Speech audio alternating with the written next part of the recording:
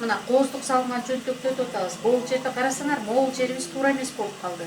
Тигүүчү бөлүмүндө жумушсуз жарандардан 18 айым билим алууда, алар билимди мыкты деңгээлде алып жаткандыгын айтышты. Окуп жаткандардын чоң максаттары да бар. 3-күнү окуп атабыз. Абдан жакшы деңгээлде өтүп атат. Сабак өтө кызыктуу. Бардык нерсени ийне жийине чейин үйрөнүп жатабыз. Бизге абдан жагып атат.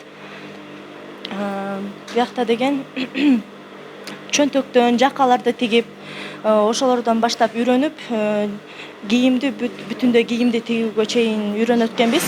Жакында мен бул жакта үйрөнүп бүткөндөн соң өзүмдүн жеке кичинекей иш чарамды ачкым келет. Ошону жеке ишканамды ачып, анан ошол жакта иштеп улантайын деген максаттарым бар. Тигүүчү бөлүмүндө окуу 3 айлык. Билим алган жумушсуздарга көбүн эсе практикалык сабактар үйрөтүлүүдө. Азыр алар аялдардын кийимдерин тигип жатышат. Эми ушул центр занятость менен биргиликте көп жылдан бери иштеп келатабыз. Көптөн кыздардан чыгарып атабыз ар бир профессияда.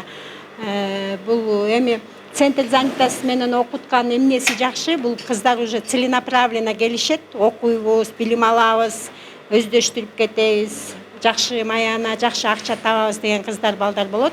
Аябай кызыгат. Бияка келген кыздар, балдар кызыгат, үйрөнүп кетели деп. Теоретически окутабыз, практически да окутабыз. Көбүнчө шым, юбка, спецодежда тигип чыгышат.